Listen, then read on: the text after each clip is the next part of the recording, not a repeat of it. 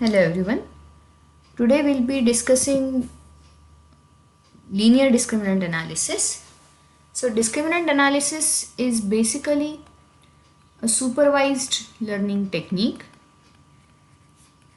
So there are two types of discriminant analysis, linear and quadratic. So we'll be starting with linear. And we will start with the simple case where we have only two populations. Major assumption for discriminant analysis is normality of the underlying population. Okay, so we want all the underlying populations to be multivariate normal, then only we can proceed with the theory that we are developing today. Of course, if the populations are not normal and if you know the distribution, you can develop theory on the similar lines. Okay, but the standard discriminant analysis is based on multivariate normal data. So let me try to first explain the concept. So for the sake of simplicity, let me consider that I have univariate normal populations. Okay, so that I can draw pictures. So I have first univariate normal population with mean mu1 and variance sigma square, and P2 is second population with mean mu2 and variance sigma square. So another assumption of discriminant analysis is the underlying populations are supposed to have equal variances. Okay. Now, so let me draw the pictures. Suppose this is somewhere here I have mu1 and the normal graph bell-shaped normal curve for the first population looks something like this. Assume that this is bell-shaped and symmetric. Okay.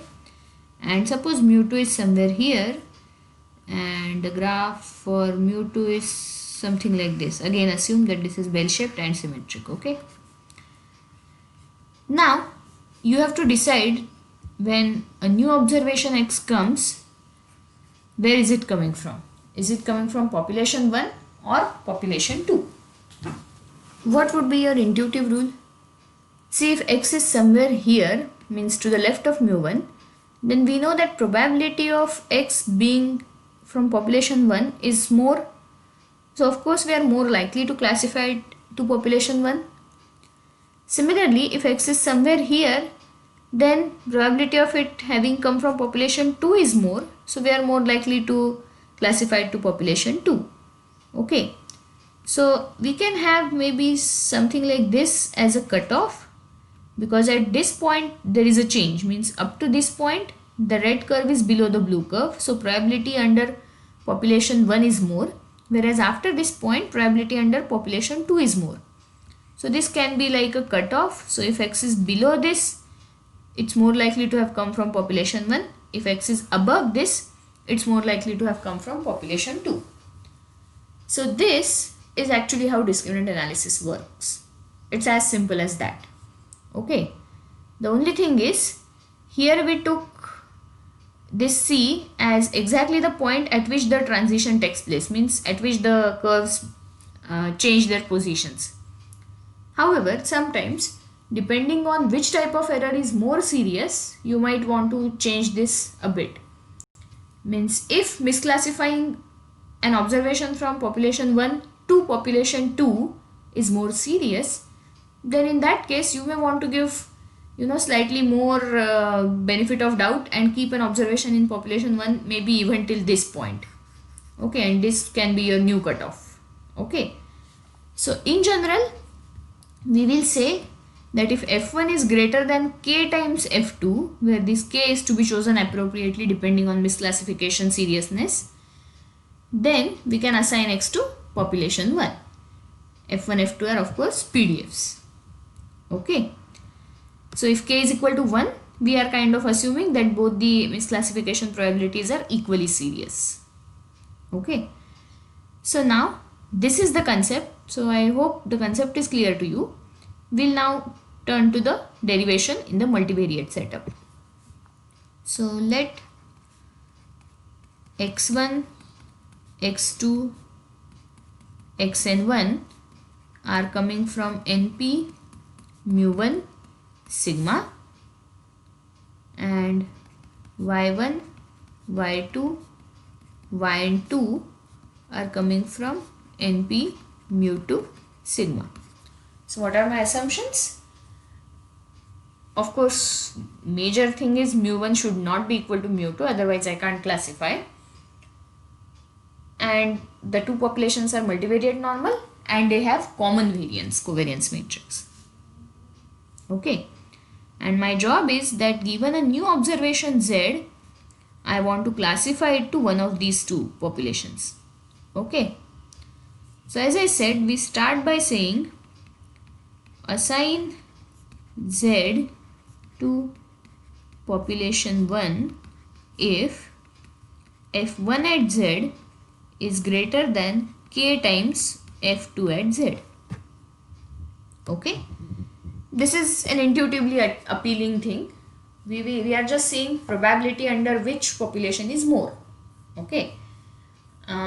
Technically this is like marginal probability.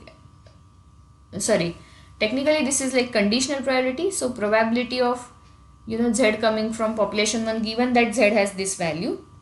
So if our prior probabilities are different, then also things will change. But we'll talk about prior probabilities later. Right now just focus on these probabilities. So we will assign Z to population 1 if f1Z is greater than k times f2Z. So let me write down what is f1Z and what is f2Z. Okay, so f1Z and f2Z are multivariate normal PDFs. We know that sigma is common in both these populations. So the part with 2 pi and sigma is anyway going to get cancelled from both the sides. So we will focus only on the exponential part. So e raised to minus half Z minus mu1 prime sigma inverse Z minus mu1. This should be greater than k times e raised to minus half Z minus mu2 prime sigma inverse Z minus mu2. Okay, if this happens, then we will assign Z to population 1. That's what we are saying. Okay. So if I take log on both the sides, I will be left with minus half Z minus mu1 prime sigma inverse Z minus mu1 should be greater than log k plus, actually minus half Z minus mu2 prime sigma inverse Z minus mu2. Okay. Then if we shift this thing to left side, I'll be left with Z minus mu2 prime sigma inverse Z minus mu2 minus Z minus mu1 prime sigma inverse Z minus mu1 should be greater than half. I can take common and shift it to this side. So 2 log k. So 2 log k let me call as C. Okay. 2 log k let me call as C. So if this difference is greater than C, then we do something. Okay. Let me try to see if I can cancel few terms or maybe combine few terms. So we have Z prime sigma inverse Z minus Z prime sigma inverse mu2 minus mu2 prime sigma inverse Z plus mu2 prime sigma inverse mu2 coming from this first expansion, then minus Z prime sigma inverse Z minus Z prime sigma inverse mu1 minus mu1 prime sigma inverse Z plus mu1 prime sigma inverse mu1. So this should be greater than C. Okay. Can I cancel something? Yes, this Z prime sigma inverse Z will get cancelled with this, and these two terms and these two terms can I combine? So Z prime sigma inverse mu2, if you check the order, Z prime is 1 cross P, P cross P, p cross 1. So this is a scalar. There is also a scalar. And these are transposes of each other. Mu 2 prime sigma inverse z whole transpose is z prime sigma inverse mu 2. And if they are scalars and transposes of each other, they are basically same. So I have minus 2 times mu 2 prime sigma inverse z plus mu 2 prime sigma inverse mu 2. Then same logic I can apply to these two terms. So plus 2 times mu 1 prime sigma inverse z minus mu 1 prime sigma inverse mu 1 should be greater than C.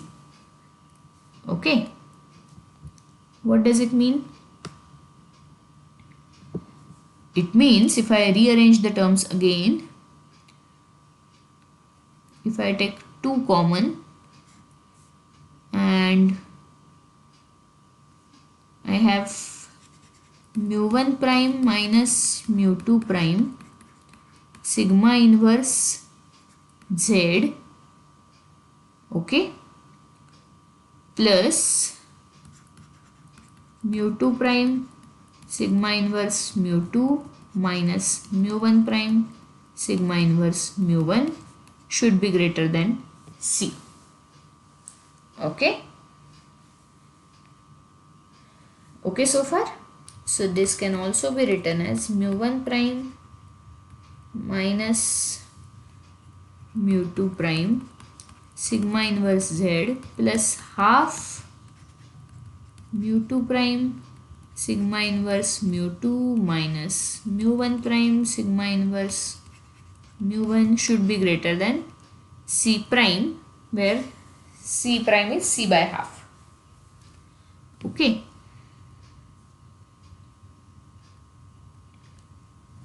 And actually this is also constant. The only thing that depends on the new observation is the first term. This is also a constant. So I can shift it to right side again. So I can say sigma inverse z if this is greater than C prime minus this thing. So C prime, the signs would be opposite. So C prime plus half mu 1 prime sigma inverse mu 1 minus mu 2 prime sigma inverse mu 2. Okay. So if this happens, then we are going to assign f to first population. So I can call this constant as say k1, entire thing. Now just for the case of simplicity, let delta be defined as sigma inverse mu 1 minus mu 2. Okay. So if delta is defined as this, then mu 1 prime minus mu 2 prime sigma inverse z could be written as delta prime z. Okay. Prime of sigma inverse mu 1 minus mu 2 would be mu 1 prime minus mu 2 prime sigma inverse z. So this delta prime z is actually known as Fisher's discriminant function. So my final rule is based on Fisher's discriminant function. And this does make some sense. See, we are taking difference between the two populations and we are scaling that difference by the common variance. Okay. So my rule should depend on it. So this is Fisher's discriminant function. But so my final conclusion is we assign the new observation z to population 1 if delta prime z is greater than k1, and we assign it to population 2 otherwise. Now the key question still remains, what is k1? Because we have not derived it yet. So unless we derive k1, it is of no use.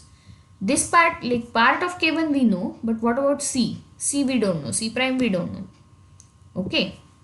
So now we will say, but another equivalent rule can be given by, keeping this constant that we shifted to right side to left side. Okay, this constant. And we can actually try to slightly rearrange this constant to make things, better, means to get things in a familiar format. So what is that constant? Mu1 prime sigma inverse mu1 minus mu2 prime sigma inverse mu2. Let me write that down. So the constant that we have is mu1 prime sigma inverse mu1 minus mu2 prime sigma inverse mu2 when it is to the right side. So actually when it is to the left side, it is mu2 prime sigma inverse mu2 minus mu1 prime sigma inverse mu1. So let me consider that form. So can I try to write this in some other form? Okay, so I have mu1 prime sigma inverse mu1. Let me add and subtract mu1 prime sigma inverse mu2, mu1 prime sigma inverse mu2. Does it make things different? Now these are, everything is scalar, so the middle two terms can actually be written as transposes of each other. So I can write this as mu2 prime sigma inverse mu1 plus this I will keep as mu1 prime sigma inverse mu2 minus mu2 prime sigma inverse mu2. So here from the first two terms, if I take mu1 common, I am left with, so from first two terms if I take sigma inverse mu1 common, I am left with mu1 prime minus mu2 prime sigma inverse mu1 plus from here I will have mu1 prime minus mu2 prime sigma inverse mu2. So this is basically same as mu1 prime minus mu2 prime sigma inverse, if I take common, mu1 plus mu2. Okay, so we have mu1 minus mu2 whole prime sigma inverse mu1 plus mu2. Okay, the constant can be rearranged as this, and let us try to write in that form. So what I have is this delta prime z minus half of the constant that we wrote just now.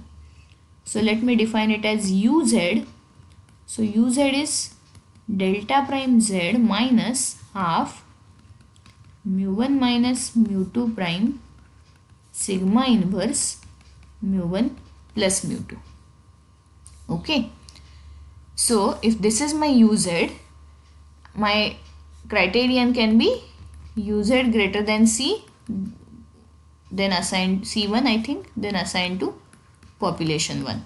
Okay, notation doesn't matter, c1, c whatever.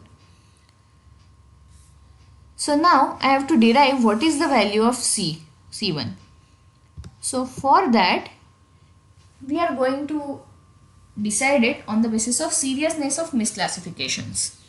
So if we consider that both the types of misclassifications are equally serious, then we don't want to we don't want to give any preference. So in that case, both the misclassification probabilities can be forced to be equal. See, misclassification probabilities are like type 1 and type 2 errors. If you try to decrease one, the second one is bound to increase. So minimizing both of them together is directly not possible. So what we do is we keep them equal and then try to minimize that equal value. Now what would be misclassification? When would misclassification occurs? There are two types. So type 1 misclassification I can define as, let's say Z actually comes from second population, but uz turns out to be greater than c1. So we end up classifying Z in population 1. And the type 2 misclassification we can say is Z actually coming from first population, but uz turns out to be less than c1 or equal to Anyway, it's continuous distribution, so equality we can include anywhere. And we end up classifying it to population 2. So if I want probabilities of these two types of misclassification errors, then I need to know distribution of uz. uz is a linear function of z, and we know that z is multivariate normal. So under the type 1 setup means if z is coming from mu2 sigma, what is the distribution of uz? So since it's linear function, it's going to be normal with some mean and some variance. We need to compute these values.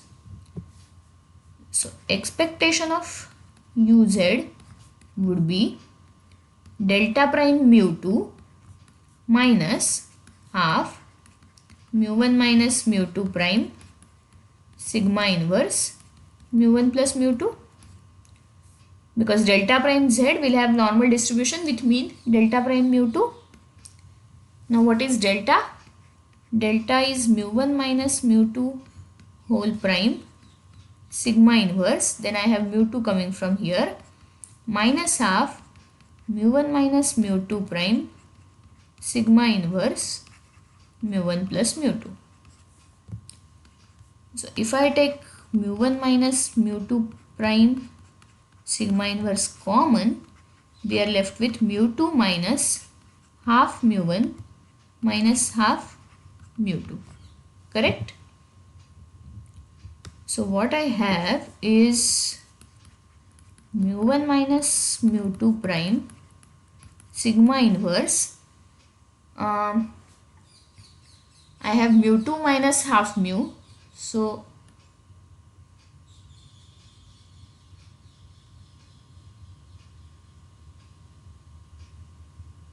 half mu2 minus mu1.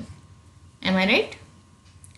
So it can be written as half minus half mu1 minus mu2 prime sigma inverse mu1 minus mu2. Okay. So this is again one of the interesting statistics. See, mu1 minus mu2 prime sigma inverse mu1 minus mu2 is kind of like squared difference between the means because it is occurring twice, scaled by the variance. Okay, so squared difference is kind of like distance, but now we have scaled distance. Okay, so this scaled distance is actually known as squared Mahalanobis distance.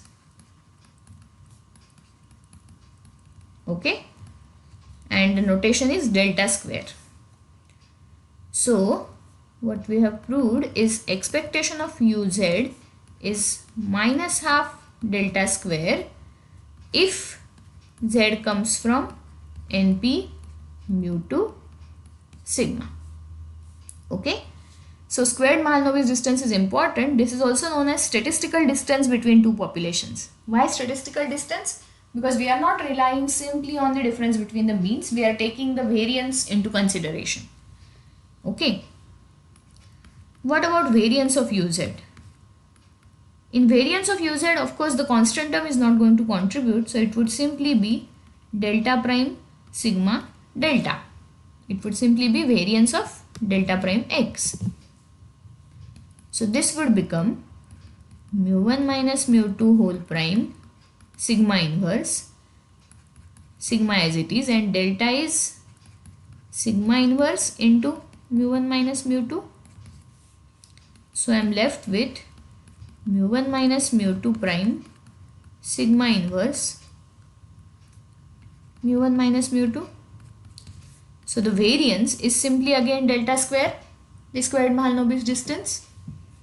Okay, so what we have is uz follows univariate normal with mean minus half delta square and variance delta square if z comes from np mu2 sigma. Okay, Now homework is find out distribution of uz. I'm going to write answer because I need it here for further analysis. uz turns out to be this if z comes from np mu1 sigma.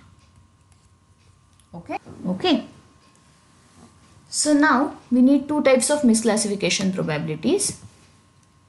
So first type of misclassification probability is probability of uz being greater than c given that z comes from np mu2 sigma.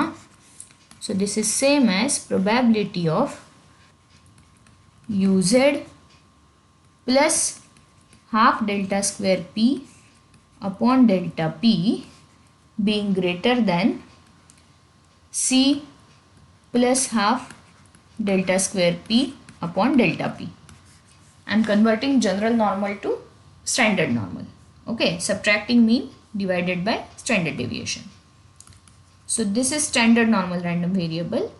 So I can say this is, unfortunately I have already used variable z. So let me say standard normal random variate being greater than c plus half delta square p upon delta p. Okay, so this is 1 minus probability of standard normal random variate being less than or equal to c plus half delta square p upon delta p. So this is 1 minus CDF at c plus half delta square p upon delta p. Okay, this is first type of misclassification probability. Second type of misclassification probability will be uz being less than c given that z follows np mu1 sigma. So this is probability of uz minus half delta square p upon delta p being less than or equal to c minus half delta square p upon delta p. Okay, so this is simply CDF of standard normal at c minus delta square p by 2 upon delta p. We said that we don't want to consider one type of misclassification as more serious. We want both of them to be considered as equally serious. So we equate. So phi c minus half delta square p upon delta p should be equal to 1 minus phi c plus half delta square p upon delta p. Is it okay? Now because of symmetry of normal distribution, we know that 1 minus CDF at certain point is right side probability. So this is same as, this probability is same as CDF of negative of that point. Okay, so this is same as phi minus c minus half delta square p upon delta p.